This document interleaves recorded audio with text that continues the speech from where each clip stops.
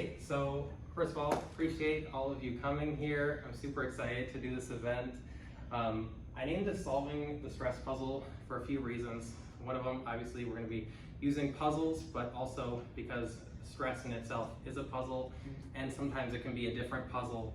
There are times where something stresses you out and maybe it's a little simpler. It's like this, you know, you can kind of figure it out. You're not too intimidating.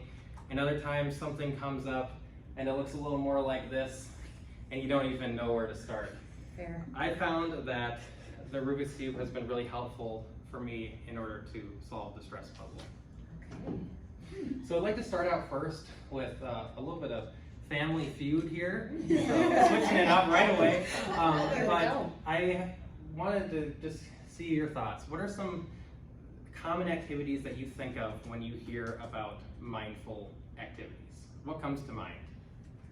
Meditation. Thank you. Meditation. I was just about to say that. All right, where's my mouse? Couldn't think of the word. Oh.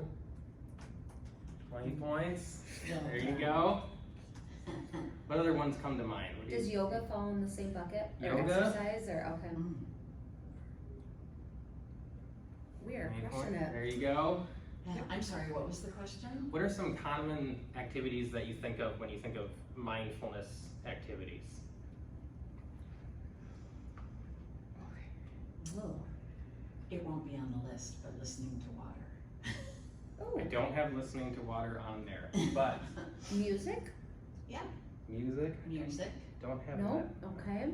Let me show you these are some of the more common ones that I found.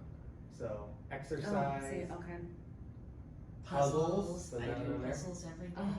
reading, breathing exercises, body scan, and art. And art. But the thing is that all of these and all of what you mentioned, even the things that aren't on this list, really can embody mindfulness, and I feel are really embodied by this next definition that really, I think, captures how I view mindfulness, which is a state of active, open attention to the present. Whatever activity you can do that gets you into a state of active, open attention to the present moment can be a mindful activity. Whether it be a Rubik's Cube, walking down the street, doing dishes, any of those things can be your mindful activity. So what are the benefits of mindful activities? So one, and this all comes from the National Institute of Health, so may lower your blood pressure. It's also been found to be helpful for those dealing with chronic pain, for those who have sleep issues. Mindfulness-based treatments have been used successfully in people with anxiety and depression. There was a 8-week study that was done for those who were dealing with high blood pressure on trying to see if they can get the participants to be more aware of their habits by the end, and they used a mindfulness-based approach.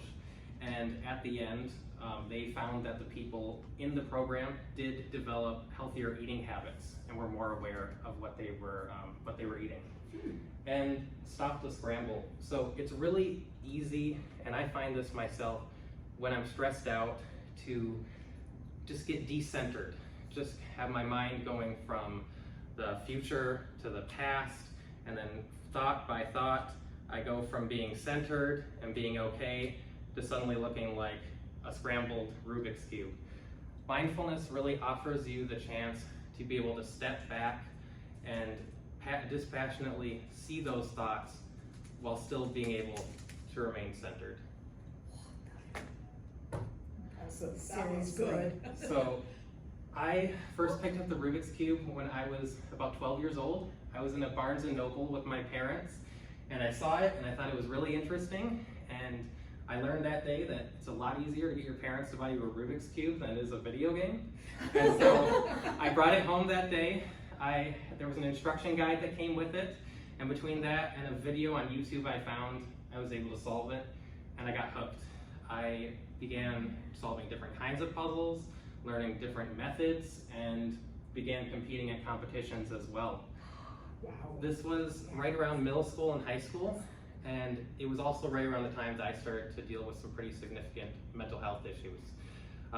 What I later realized I had was obsessive compulsive disorder, and it became a really important and just big, what's the word? Just disruption in my life at the time.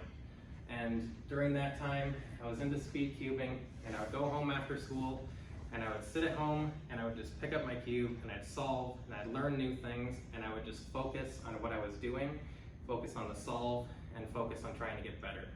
The funny thing was that earlier in my life, I had actually gone through therapy and learned about mindfulness, but it wasn't until I got the cube and I brought it home after school and began solving it that I actually began to turn that, what I learned, into practical knowledge. Since then, I still keep a Rubik's Cube at my desk. I keep one both at my home office and at my work office, and when I need a second, I take it, I solve it, I just solve it slow sometimes, I solve it fast, and I just take that moment to just reset myself. And I found it to be really helpful for me in order to reset just the way I'm feeling and be able to move on through the day with a clearer purpose.